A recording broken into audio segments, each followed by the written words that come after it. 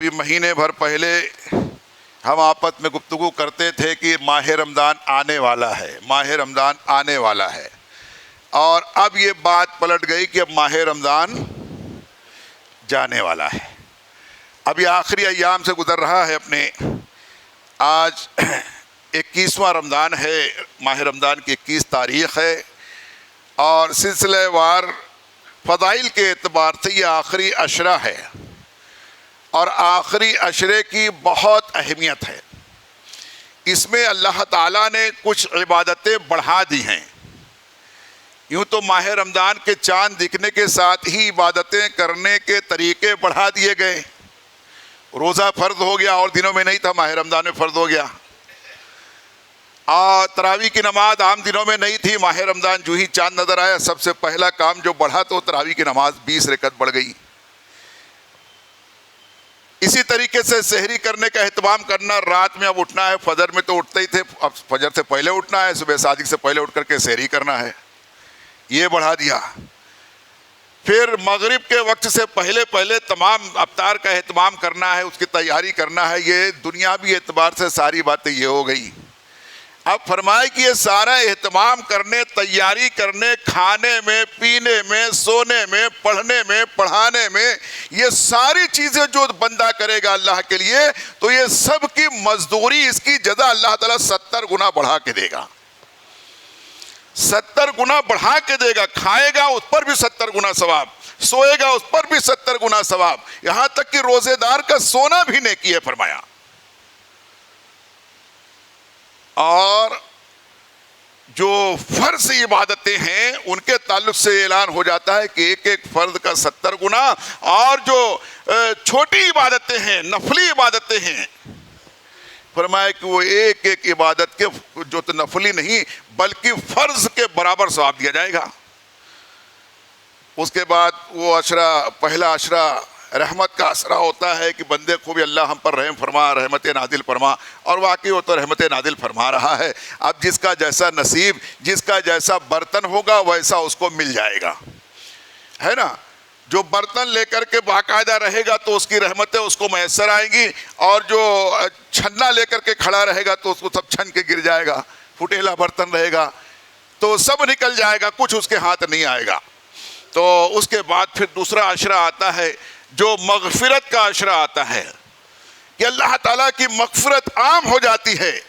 کیسا بھی گنہگار ہے، کیسا بھی پاپی ہے، سیاہکار ہے، کیسا بھی مجرم ہے، فرمایا کہ اس میں اگر وہ سچی توبہ کر لے اللہ تعالیٰ اس کے سارے گناہوں کو معاف کر دے گا۔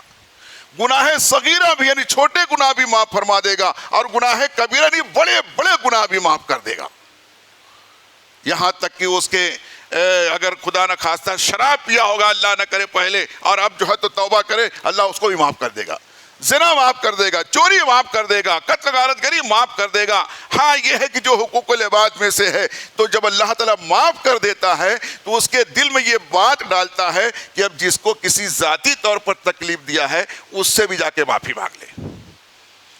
جب تک اللہ کی توفیق نہیں ہوتی، آدمی ذرا سی بات پہ اکڑ میں رہتا ہے، میں کیوں جاؤں معافی مانگنے، اس کی غرض ہوگی تو آئے گا، اور میں نے کوئی زبردستی تھوڑی کیا، اس نے ایسا کیا تو میں نے ویسا کیا، یعنی ساری باتیں اس کو شیطان روکتا رہتا ہے۔ لیکن وہی بندہ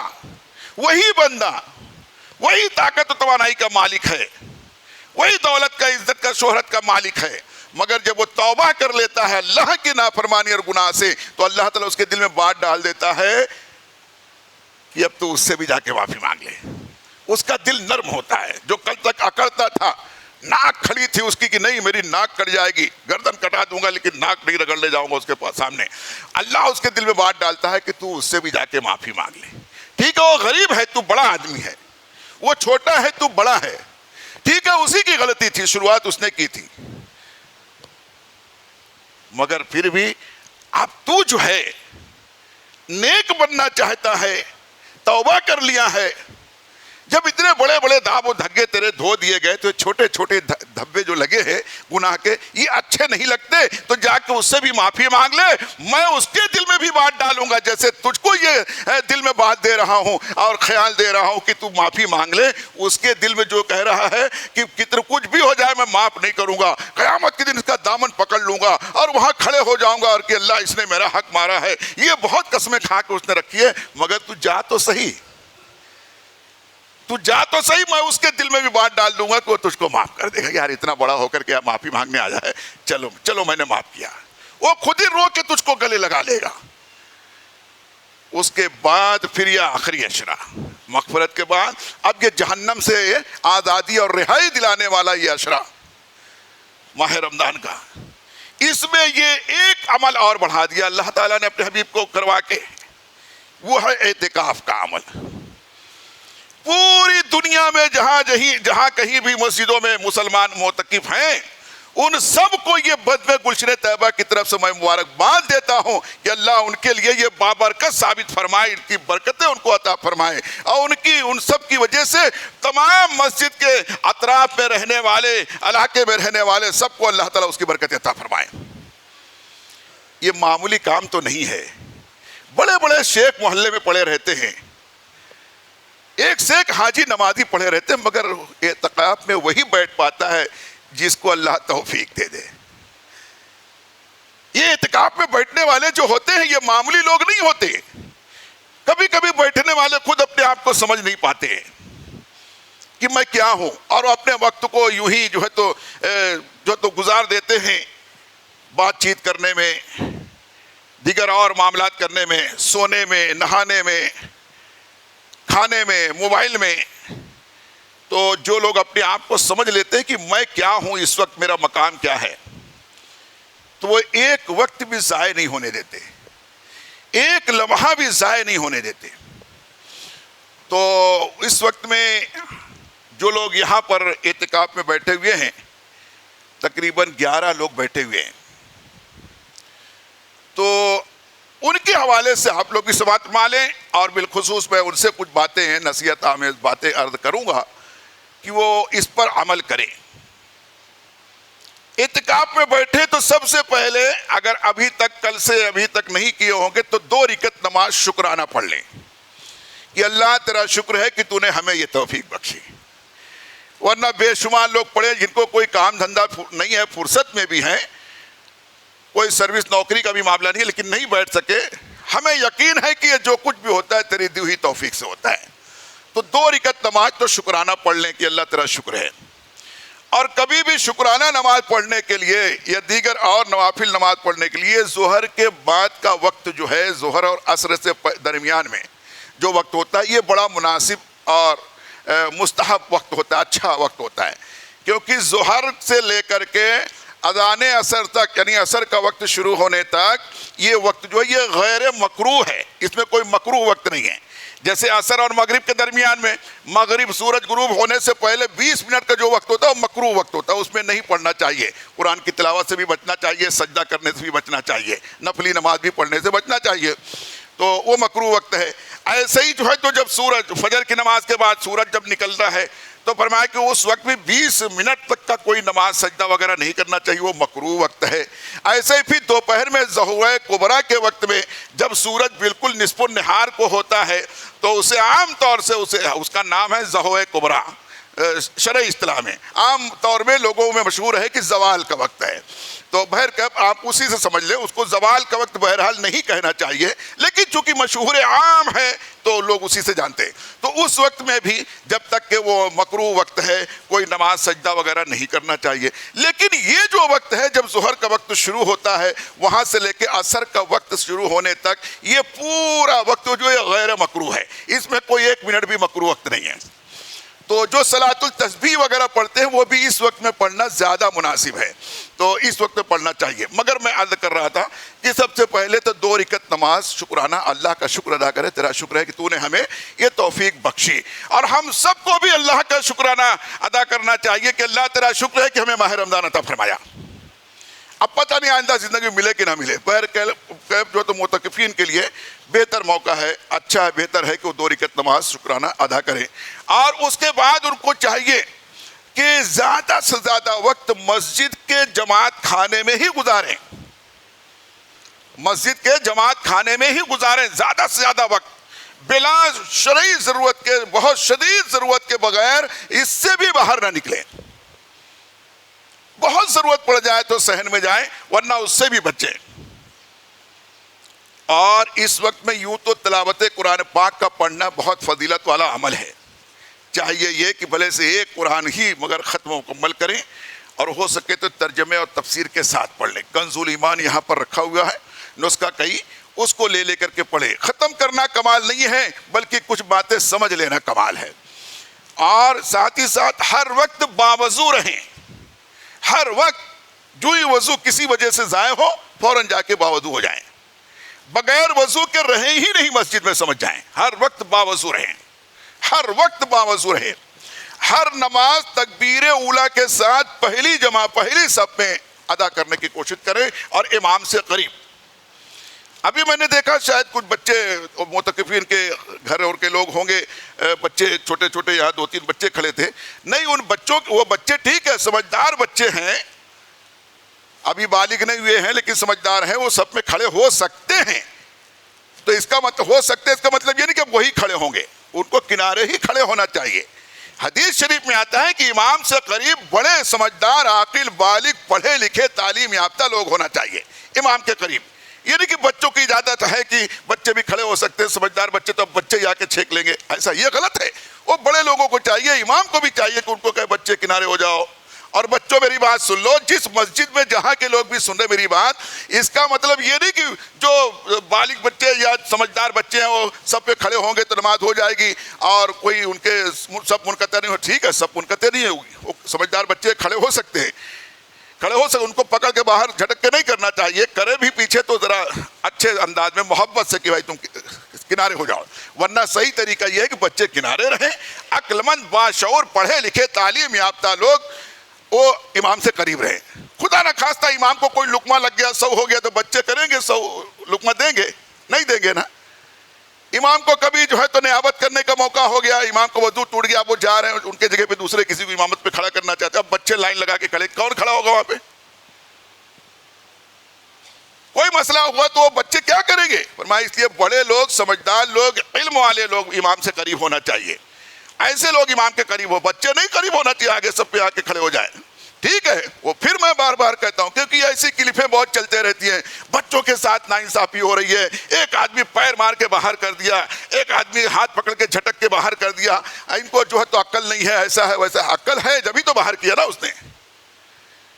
اور حدیث شریف میں آیا کہ بچوں کو مسجد کے کنارے سے, مسجد کو بچوں سے بچاؤ.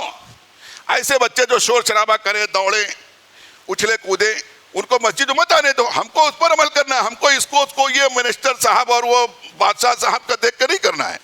جو شریعت میں آیا ہے قرآن حدیث پہ اس پر عمل کرنا. بچوں کو کنارے رکھا جائے گا, بچوں کو پیچھے ہی رہنا چاہیے, وہ بیچ میں نہیں گھسنے دینا چاہیے. ہاں, اگر جماعت قائم ہو گئی اور بچہ باشعور ہے تو اس کو جھڑک کر نہیں نکالنا چاہیے. آئندہ دنوں میں سمجھائے بیٹا تو کنارے کھڑے ہو جا کر, اس کو سمجھا کے کر دے. تو یہ معاملات ہے. تو چاہیے یہ کہ متفقین جو ہیں وہ اگلی صف میں امام مؤذن کے قریب تکبیر اولیٰ کے ساتھ ہر نماز کو ادا کریں, اور اپنے وضو یا ضروریات, دیگر ضروریات کو جو ہے استنجا, طہارت خانے وغیرہ میں جانے کی ضرورت ہے تو اذان سے بھی بہت پہلے جا کر کے فارغ ہو جائیں. یہ نہیں کہ جب عوام الناس آ رہے ہیں تبھی آپ بھی جائیں ضرورت کے تحت. اب وہاں لوگ لائن لگائے ہوئے ہیں, آپ کو بھی لائن لگانا پڑ جائے گا. اب جب لائن لگائے ہوئے ہیں تو کوئی آ کے پوچھے خیریت کیا ہوا؟ ہاں میں اعتکاف پہ بیٹھا ہوں نا. اچھا اعتکاف پہ بیٹھ گیا تو, یعنی ایسا بات کرنے لگے اپنے اپنے انداز میں, اپنے اپنے لہجے میں, تو پھر وہاں چلنے جو بولا تھا نہیں چلے گا. اب باتیں ہونے لگی تو غیر ضروری باتیں کرنے سے بھی اعتکاف ٹوٹ جائے گا. غیر ضروری باتیں کرنے کی وجہ سے وہاں آپ اگر وہاں وقت دیں گے اعتکاف ٹوٹ جائے گا. جو ضرورت کے تحت گئی ہوئے ہے طہارت خانے میں, وضو خانے میں, تو وہی کر سکتے ہیں آپ. یہ نہیں کہ جا کے بیٹھ کے خوب نسوال کر رہے ہیں اور خوب دتون کر رہے ہیں بیٹھ کر کے, 1 منٹ کا کام 10 منٹ میں کر رہے ہیں تو 1 منٹ کا کام 10 منٹ میں کریں گے تب بھی اعتکاف ٹوٹے گا. تو کوئی مل جائے وہاں جا کے آپ لائن لگائے ہوئی, اب آ کے کوئی کھڑا ہو گیا بات کر رہے ہیں, آپ کہہ رہے بولے استنجا کرنے آیا ہوں, وضو کرنے آیا ہوں, تو موبائل لایا ہے کیا, ذرا ایک سے بات کرنی ہے, تو یہ کرنے تو آپ گئے نہیں تھے, آپ تو استنجا کے لیے گئے تھے. وہاں جانے کے بعد اس کو تو موبائل لایا ہے کیا, ذرا لگا تو ایک نمبر. اس سے بھی اعتکاف ٹوٹ جائے گا. اصل اعتکاف یہ ہے, سن لے, اس کی چھان بین جب مجھ سے سوال کریں گے یا کسی سے تو جواب آئے گا آپ کو انشاءاللہ آپ کے سوال کے مطابق, لیکن اصل اعتکاف یہ ہے جو کام کی اجازت ہے, جس ضرورت سے آپ, جو آپ کے لیے ضروری ہے, جس ضرورت سے آپ گئے ہیں وہی کریں. یہاں تک کہ حکم ہے کہ آپ طہارت کھانے کے لیے جا رہے تھے, آپ سے کسی نے کہا السلام علیکم, ارے آج کل دکھ نہیں رہے ہو کئی دن سے, تو آپ کہتے اعتکاف میں ہو. اب وہ چاہے کہ ارے اعتکاف میں بیٹھو, اور کون کون بیٹھا ہے, تو آپ اس سے بات مت کرو, بس خالی بول دو میں اعتکاف میں ہوں. وہ پوچھے گا اور کون کون بیٹھا ہے, کتنا پارا چل رہا ہے, اور کتنے لوگ بیٹھے ہیں, کھانا وانا آ رہا ہے کہ نہیں, مزہ آ رہی کہ نہیں. کچھ بات مت کرو, کچھ بات بھی کرو گے تو بھی اعتکاف ٹوٹے گا. یعنی یہ غیر ضروری باتیں. جو ضروری باتیں ہیں آپ نے کہہ دیا بھائی اعتکاف میں ہوں, بس. یعنی کہ اب طہارت کھانے میں گئے تو کوئی مل گیا ادھر, تو رات میں بیٹھ کے لایا ہے کیا, ذرا 2 پھونک مار لیتا ہوں, تو اس سے بھی جائے گا. اس لیے تو وہ جو ہے, جو ضرورت سے پہلے, اذان سے پہلے جو معتکفین ہیں وہ وضو و طہارت وغیرہ کا جو معاملہ, جو بھی ضرورت ہے اس سے فارغ ہو جائے اور آ کے آگے سب پہ بیٹھ جائے. یوں تو پھر میں کہوں کہ تلاوت قرآن پاک کا پڑھنا, اللہ قرآن پاک فرماتا شہر رمضان الذی انزل فیہ القرآن, کہ بے شک یہ وہ مہینہ ماہ رمضان جس میں اللہ تعالیٰ نے قرآن نازل فرمایا. قرآن کی تلاوت کرنا بہت اس میں بابرکت عمل ہے, مگر تمام لوگوں کے لیے میں یہ بات کہہ دوں, اس کو آپ سن لیں, جہاں تک میری آواز جا رہی ہے ان سے بھی میں کہتا ہوں کہ معتکفین کے لیے بہترین موقع ہے کہ اگر اللہ نہ کرے ان کی قضاء عمری باقی ہے نماز, تو زیادہ سے زیادہ بلکہ ہر وقت جتنا ہو سکے قضاء عمری ادا کرے.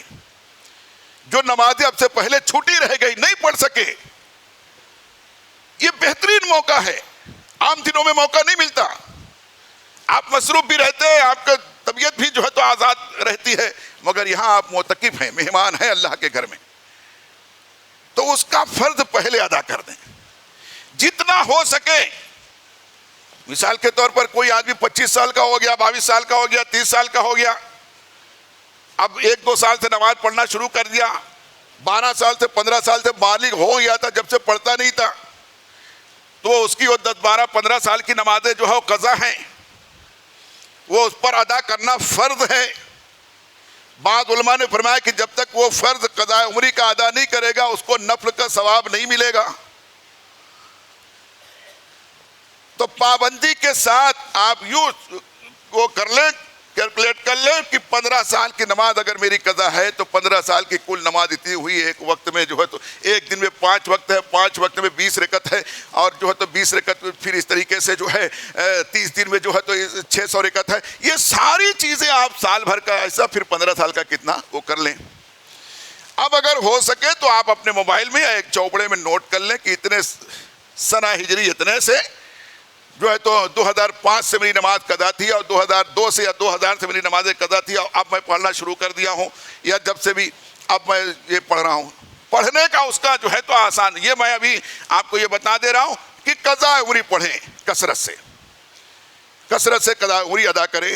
اب جب آپ پوچھیں گے کیسے ادا کریں گے تو انشاءاللہ وہ بھی میں موقع کے مناسبت سے وہ میں آپ کو بتاتا چلوں گا. تو بہرکیف تو بہتر یہ ہے قضاء عمری کثرت سے پڑھیں.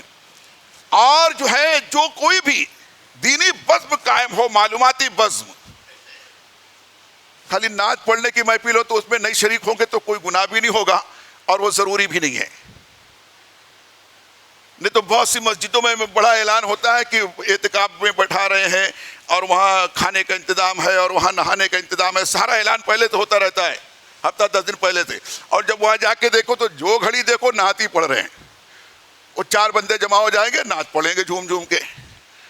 اب وہ نعت پڑھے, لمبے لمبے خواب دکھائیں گے, اب اس میں نعت پڑھ رہے ہیں, وہ میں دیوانے مصطفیٰ ہوں, میرا مرتبہ نہ پوچھو, مجھے دیکھ کر جہنم کو بھی آ گیا پسینہ, سبحان اللہ بولو. تو یہ سب جو ہے وہ خالی سینہ چوڑا کرنے والا کام ہو نہیں. عمل جو کرنا ہم کو، جو ہم یہاں بیٹھے کرنا کیا ہے وہ سکھاؤ. تو عرض یہ کر رہا تھا خالی نعت کی محفل ہوتی رہے گی، اس میں آپ شامل نہیں ہو، کوئی گناہ بھی نہیں ہوگا، کوئی نقصان بھی نہیں ہوگا انشاءاللہ. تو عمل جو کچھ سکھانے پڑھانے، قرآن پڑھنا سکھا رہے ہیں، مسئلے مسائل بتا رہے ہیں، اور اعتکاف کے فضائل و برکات اور اس کے کیسے گزاریں، وہ تمام طریقے اگر بتائے جا رہے ہیں اس میں شامل ہو جائیں، چاہے وہ علماء کرام ہو یا اچھے مبلغین کرام ہو بتا رہے ہیں، تو ان کے پاس بیٹھ کر کے سیکھنے کی کوشش کریں. جس کو جو ہے دعائیں نہیں یاد ہیں، دعائیں معصورہ وہ یاد کر لیں. جس کو تشہد نہیں یاد ہے، تحیاتو نہیں یاد ہے، وہ یاد کر لیں. جن کو دعائے قنوت نہیں یاد ہے، اس کو یاد کر لیں. جن کو دعائے جنازہ نہیں یاد ہے وہ یاد کر لیں، بلکہ جنازے کی پورا طریقہ سیکھ لیں. انشاءاللہ کوئی دن میں بتاؤں گا. تو یہ ساری چیزیں سیکھیں، کیونکہ اس کی زندگی میں ضرورت پڑتے رہتی ہے. آج بہت تیرے لوگ الحمدللہ ہم سارے لوگ پکے کٹر سنی لوگ ہیں. اللہ سلامت رکھے، اسی پر قائم رکھے، اسی پر خاتمہ عطا کرے، ہے نا. پکے سنی لوگ ہیں، مگر ابھی کتنا بڑا مجمع ہے، کوئی سے اس میں اکثر ایسے ہیں کہ ان کو کہہ دو بھائی وہ فاتحہ کر دو. ہاں بہت پاک کے نام کی فاتحہ میں نہیں کرتا، ان سے کرا دو. حافظ جی کو بولو. تو فاتحہ کرنا بھی سیکھ لو. ایک ایک بچہ ہمارا یہ سب سیکھنا چاہیے. دعائے جنازہ پڑھانے کا طریقہ، فاتحہ کرنے کا طریقہ، اذان دینے کا، اذان کے بعد کی دعا، تشہد جو ہے نماز میں پڑھنا واجب ہے، نہیں پڑھیں گے تحیاتو نہیں پڑھیں گے نماز نہیں ہوگی. یہ ساری چیزوں کو سیکھ لو. موقع ہے آج آپ 10 12 15 لوگ بیٹھے ہو، سیکھ لو گے. جب سیکھ کے نکلو گے انشاءاللہ ایک ایک آدمی کو سکھاؤ گے تو کتنی برکتیں اس کی پھیلے گی. اس لیے یہ سب چیزوں کو سیکھو، یہ سب چیزوں کو سیکھو. اور قطعی کسی کھانے پینے کی طرف بالکل توجہ مت کرو. سب چھوڑ کر تو ہم آئے ہوئے ہیں. اب یہاں آ کے بھی وہی تبصرہ کریں کہ مالپوا کتنے والا، پیسل والا کتنے والا، اور یہ پیور والا کتنے والا، گولا کتنے والا. تو مقصد کیا ہوا پھر؟ اور پھر کوئی فون کر کے آپ کو پوچھے لاؤں کیا، سیدھا منع کر دو مت لا، سیدھا منع کر دو مت لا. وہ لائے گا خامخواہ جھنجٹ پالے گا. ایک وہ لائے گا 2 4 بندے بھی لے کے آئے گا ساتھ میں، چل مل کے کھائیں گے. وہ معلوم پڑا مسجد نے کوئی پکنک پوائنٹ بنا دیا. تو مسجد کا ادب احترام کرنا یہ بھی ہم پر فرض ہے. پہلے جو اعتکاف میں بیٹھتے تھے اس لیے پردے جو لگتے تھے، اب زیادہ لوگ ہونے کی وجہ سے پردے کم لگتے ہیں. پہلے کم لوگ ہوتے تھے تو پردے بہت اہتمام کے ساتھ لگتے تھے. اس کی وجہ تھی ایک تو یہ کہ یہ بندہ تنہائی میں، گوشہ نشینی میں جتنا رو سکے خوب رو لے. یہ پردہ ایسے ہی نہیں لگتا ہے. یہ گوشہ نشینی جو اللہ کے گھر میں آ کر کونا پکڑتے ہیں، یہ کیا ایسے تو کتنی جگہ کتنے بڑے بڑے فلیٹ ہیں، 2 2 3 3 روم خالی پڑے ہوئے ہیں. جا کے پورا رمضان رہے نا. یہ اللہ کے گھر میں جو کونا پکڑتا ہے بندہ، معتکف ہوتا ہے، اعتکاف یعنی رک جاتا ہے. اعتکاف کا مطلب ہے کسی جگہ پر اپنے آپ کو روک لینا، ٹھہرا لینا، اللہ کی رضا کے لیے اس کے گھر میں رک جانا. یہی ہے اعتکاف. اللہ کی رضا کے لیے، اس کو منانے کے لیے، اس کو خوش کرنے کے لیے. تو پردے اس لیے کہ تاکہ بندہ پردے کے اندر ایسے اوپن میں لوگوں کے سامنے رونے کو شرماتا ہے، یا کبھی شرماتا نہیں مگر دیکھنے والا کوئی ہنس دیتا ہے کہ کمال ہے رو رہا اتنا بڑا ہو کر کے. تو اس کو رونے میں تھوڑا سا جھجک پیدا ہوتی ہے. اس لیے پردے کے اندر رہ کے خوب روئے، خوب آنسو بہائے، اور اللہ کو راضی کرنے کی کوشش کرے. یہ جتنے گنہگار ہیں سب سے اللہ راضی ہو جائے یہ ضروری نہیں ہے. پورے مجمع میں سے اگر ایک سے راضی ہو گیا تو سب کے نجات کا ذریعہ بن جائے گا. یہ آپ سن لیں. لوگ یہی سوچتے ہیں، پورے مجمع کو ٹارگٹ بناتے ہیں. ایک بندہ راضی کرنے میں کامیاب ہو گیا نا تو اپنے تو خاندان اور کئی پشت کو بخشوا ہی لے گا، بلکہ پورے مجمع کو بھی بخشوانے کے لیے کافی ہو جائے گا. خوب رو کر کے راضی کریں. تو اس وقت میں معاملہ پھر یہی ہوتا ہے کہ یہ سب تو بخشے جانے کے لائق نہیں تھے، مگر یہ جو کہہ رہا ہے ان کے لیے دعا نا، اس کی بات ٹالنے کے لائق نہیں ہے. اس کی وجہ سے سب کو بخش رہا ہوں. تو خوب تنہائی میں. دوسری بات یہ پردہ لگانے کا مقصد کہ نہ تو کسی کے سامنے آ کر کے اس کو بندگی کرنے رونے میں کوئی شرم ہو، اس سے بھی محفوظ ہو جائے، نہ کسی اور کے جو کہ اعتکاف میں نہیں ہے، یا اللہ نے کرے روزہ بھی نہیں ہے، یوں ہی چلے آ رہا ہے اپنا مسجد میں وقتاً فوقتاً پڑھ لیں، اس کا چہرہ بھی مت دیکھو۔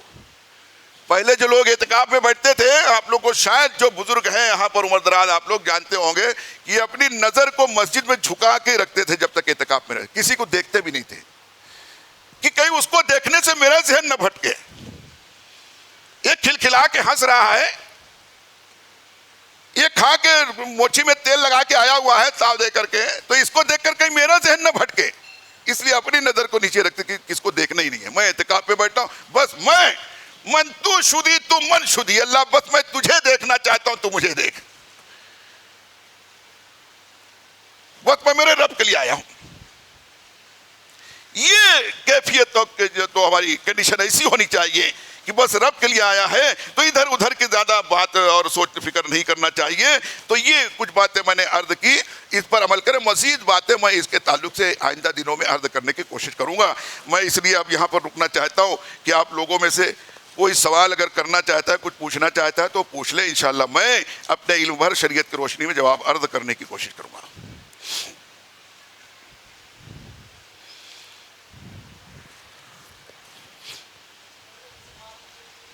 ہاں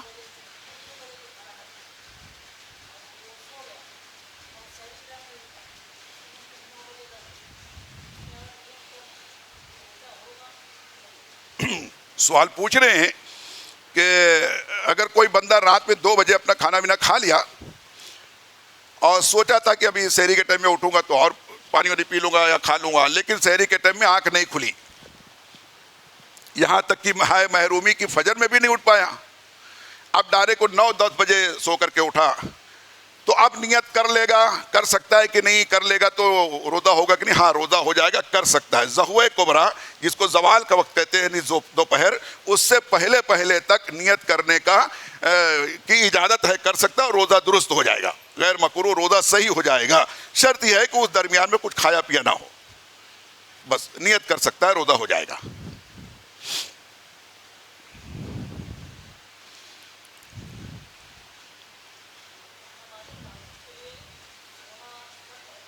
ہاں تہجد کی نماز، یہ میں سوچا تھا عرض کرنے، لیکن وقت کا لحاظ رکھتے ہوئے میں نے مختصر کیا، کل انشاءاللہ میں عرض کروں گا۔ بہرکیف سوال اچھا ہے کہ معتکفین کے لیے تو بہت اچھا ہے، رات بھر جاگنا ضروری نہیں ہے، رات بھر جاگنے سے بہتر یہ ہے کہ سو کر اٹھ کے تہجد پڑھ لو، سمجھ رہے؟ تو تہجد کی نماز پڑھنے کے لیے پوچھ رہے ہیں کہ کیا تہجد کی نماز پڑھنے کے لیے عشاء کی نماز کے بعد سونا شرط ہے؟ ہاں، عشاء کی نماز کے بعد سونا شرط ہے، بھلے سے تھوڑے ہی وقت کے لیے سوئے، اس کے بعد جب اٹھے تب تہجد کی نماز پڑھ سکتا ہے۔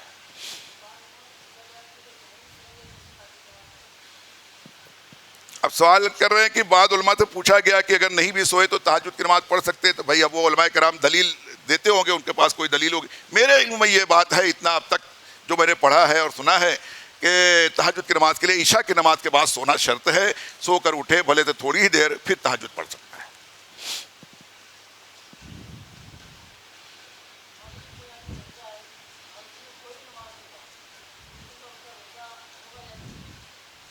سوال پوچھ رہے ہیں کہ کوئی آدمی روزہ تو رکھتا ہے مگر نماز نہیں پڑھتا ہے، کوئی بھی نماز نہیں پڑھتا ہے، تو اس کا روزہ ہوگا کہ نہیں ہوگا؟ روزہ تو ہو جائے گا، روزہ ہو جائے گا۔ اب اس کے قبول ہونے میں وہ اللہ ہی بہتر جانتا ہے، کہ حدیث پاک میں آیا کہ جو روزہ رکھے نماز نہ پڑھے تو اس کا روزہ قبول نہیں ہوگا، ایسا روایتوں میں آیا ہے۔ یہاں تک کہ جو حج کرے اور نماز نہ پڑھے تو اس کا حج بھی قبول نہیں ہوگا۔ یہ 4 جو فرائض ہیں اس میں سے ایسا نہیں کہ 3 کرے 1 نہ کرے، 1 کرے 3 نہ کرے اور باقی پھر بھی سب قبول ہو جائے، نہیں، فرمایا سب پر عمل کرے جتنے کی اس کو اللہ تعالیٰ نے طاقت دی ہے، روزہ رکھنا، نماز پڑھنا، زکوٰۃ دینا، حج کرنا۔ اب ہر مسلمان پہ حج کرنا ضروری نہیں ہے، غریب کیسے کرے گا؟ ہر مسلمان پر زکوٰۃ دینا بھی واجب نہیں ہے، پیسہ ہی نہیں ہے تو زکوٰۃ کا نصاب ہی نہیں بنتا اس کا۔ جن پر جو چیز اللہ نے دی ہے طاقت، اگر اس پر وہ عمل نہیں کرے گا اور یہ سوچا کہ یہ والا عمل میرا قبول ہو جائے، تو فرمایا کہ یہ سب ایک دوسرے سے جڑے ہوئے ہیں، جب تک کہ تم سب کو عمل نہیں کرو گے۔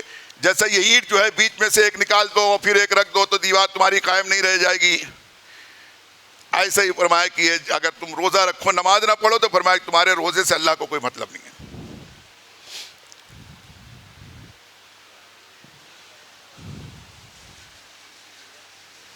سوال پوچھ رہے ہیں کہ تہجد نماز جو پڑھتے ہیں اس کی نیت کیسے کرے؟ تو وہ نفلی نماز ہے ہمارے آپ کے لیے.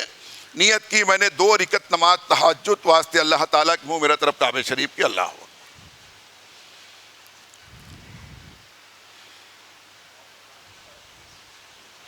صلاۃ التسبیح جو ہے وہ بھی نفل نماز ہے, 4 رکعت پڑھی جاتی ہے ایک سلام کے ساتھ میں, اور اس میں کل ملا کر 300 مرتبہ جو ہے تسبیح کہی جاتی ہے. تو وہ 300 مرتبہ تسبیح کہنا ہے, اس کو ترتیب وہاں سے انشاءاللہ اس کو میں عرض کروں گا, جیسے کہ ثنا کے بعد 15 مرتبہ, اس کے بعد پھر ہر جگہ پر 10 مرتبہ, قرات کے بعد 10 مرتبہ کہ رکوع میں گئے, رکوع میں تسبیح کے بعد 10 مرتبہ کہنا ہے, رکوع سے کھڑے جب قومہ میں ہو گئے 10 مرتبہ کہنا ہے, پھر جب سجدے میں گئے تو سجدے کے تسبیح کے بعد جو ہے 10 مرتبہ کہنا ہے, ایک سجدہ کر کے بیٹھے تو 10 مرتبہ کرنا ہے, دوسرے سجدے میں گئے تسبیح یعنی سبحان ربی الاعلیٰ کے بعد پھر 10 مرتبہ کہنا ہے, پھر کھڑے ہو جانا ہے تو پھر 15 مرتبہ کہنا ہے, اس کے بعد پھر جو ہے تو سورہ ملانا ہے, فاتحہ پڑھنا ہے, پھر سورہ ملا کے پھر 10 مرتبہ پڑھنا ہے, پھر رکوع میں. اس طریقے سے ایک رکعت میں 75 مرتبہ ہونا چاہیے, چاروں رکعت ملا کر کے کل 300 مرتبہ تسبیح ہونا چاہیے.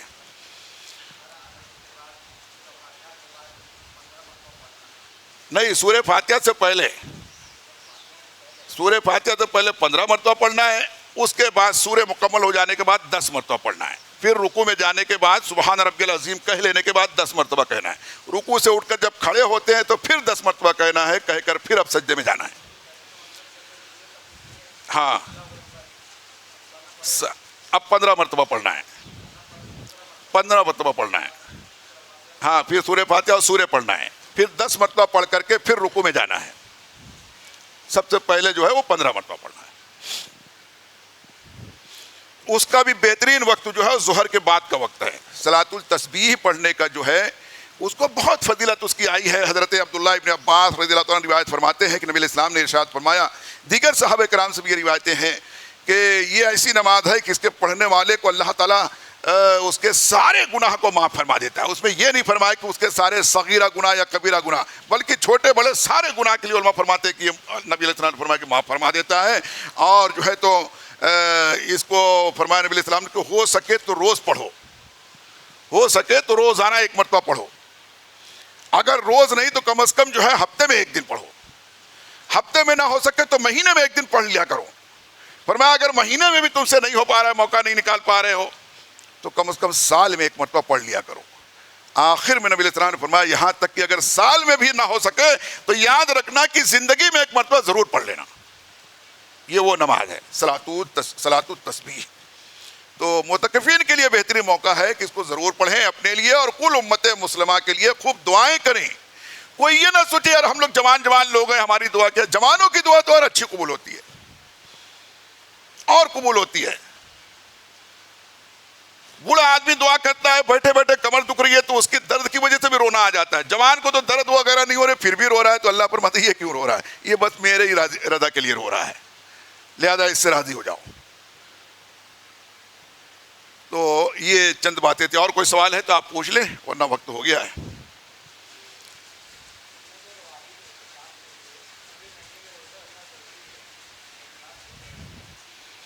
سوال پوچھ رہے ہیں سنت اور واجب اعتکاف کے لیے کیا پورے مہینے کا روزہ رکھنا ضروری ہے؟ نہیں, پورے مہینے کے ضروری نہیں ہے. جن دن میں اعتکاف میں بیٹھنا ہے اس دن روزہ رہنا یہ شرط ہے. بغیر روزے کے اعتکاف نہیں ہوگا. اگر روزہ ٹوٹ جائے گا تو اعتکاف بھی ٹوٹ جائے گا. بغیر روزے کا اعتکاف نہیں ہو سکتا. واجب میں بھی اور یہ سنت بھی, جو 10 دن کا یہ آخری عشرے کا یہ سنت ہے. اور جو کوئی منت وغیرہ مانے رہتا ہے کہ میرا یہ کام ہو جائے گا تو میں اعتکاف کروں گا, وہ اعتکاف واجب کہتے ہیں. اس کے لیے بھی روزہ شرط ہے اور یہ سنت اعتکاف کے لیے بھی روزہ شرط ہے.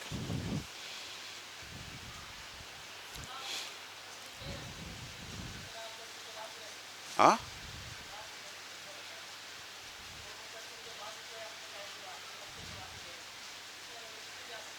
قضاء عمری نفلی ہاں, سنت اعتکاف جو ہے, نفل تو 1 گھنٹے کا بھی ہے. نفل اعتکاف تو روز ہم آتے رہے, جب آئے جب مسجد میں نوائے تو سنت اعتکاف کر لیا, اعتکاف ہمارا چالو, اس کو نفلی اعتکاف کہتے ہیں. سنت اعتکاف یہ جو نبی علیہ السلام کی سنت مبارکہ ہے, رمضان مہینے کے آخری عشر میں پورا عشرہ رہنا, یہ سنت ہے. اگر کوئی 9 دن 7 دن 5 دن 3 دن 2 دن 1 دن کرے گا تو اس کو اس اعتبار سے فضیلت ملے گی, مگر وہ سنت ادا نہیں ہوگی. سنت یہ ہے کہ پورا آخری عشرے کا 9 دن ملے یا 10 دن ملے, یہ پورا بیٹھنا یہ سنت ہے. سنت اعتکاف یہ ہے. ورنہ ایک دن کا بھی جو رکھا تو حدیث پاک میں آتا ہے کہ جو ایک دن اللہ کی رضا کے لیے اعتکاف میں بیٹھا, ایک دن کا اعتکاف کیا, تو اللہ تعالیٰ اس کو جہنم سے 500 برس کی راہ کے برابر دور فرما دے گا اور اس کے گناہوں کو بخش دے گا. بڑی فضیلتیں آئی ہیں. تو ایک دن, 2 دن, 5 دن بھی بیٹھ سکتے ہیں.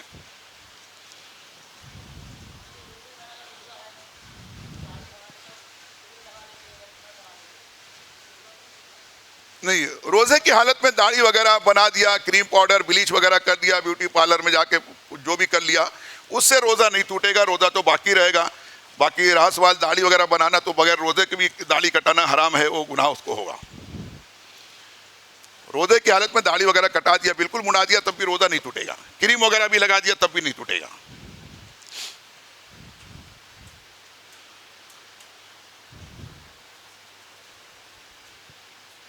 ٹھیک ہے, اللہ تعالی ہم سب کو نیکیوں کی توفیق عطا فرمائے. معتکفین سے گزارش ہے سب کے لیے خوب دعائیں کریں, مسجد کا پورا ادب احترام کا پورا خیال رکھیں, اور اپنا زیادہ وقت جو ہے نماز پڑھنے میں دینے کی کوشش کریں. قرآن شریف پڑھیں تو ہو سکے تو ترجمے والا پڑھنے کی کوشش کریں.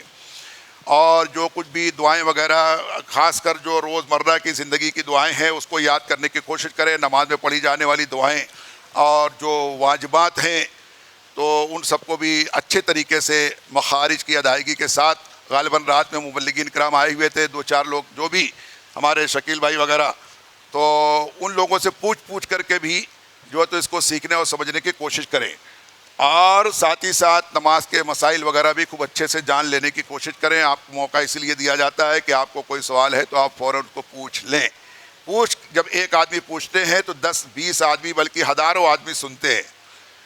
تو اس میں سے کئی لوگ ایسے ہوتے ہیں جو یہ کہتے ہیں کہ یار یہ مسئلہ مجھ کو بھی درپیش تھا, اچھا ہوا اس نے پوچھ لیا, مجھ پر احسان کیا کہ میں پوچھنے کی ہمت نہیں کرتا تھا, اس نے پوچھا تو مجھ کو بھی جواب مل گیا. اس لیے پوچھنا چاہیے کہ 2 رکعت میں بیٹھنا تھا, نہیں بیٹھے, کھڑے ہو گئے, تو آپ کیا کریں؟ چوتھی رکعت کو جو ہے تو تیسری سمجھ کے کھڑے ہو گئے, تو آپ کیا کریں؟ یا چوتھی رکعت پہ بیٹھا اور دوسری سمجھ کے التحیات پڑھ کے کھڑے ہو گئے, آپ کیا کریں؟ ایک رکعت چھوٹ گئی تھی, امام کے ساتھ نماز پڑھ رہے تھے, تو لیکن جب امام صاحب سلام پھیرے تو میں نے بھی پھیر دیا, آپ کیا کریں؟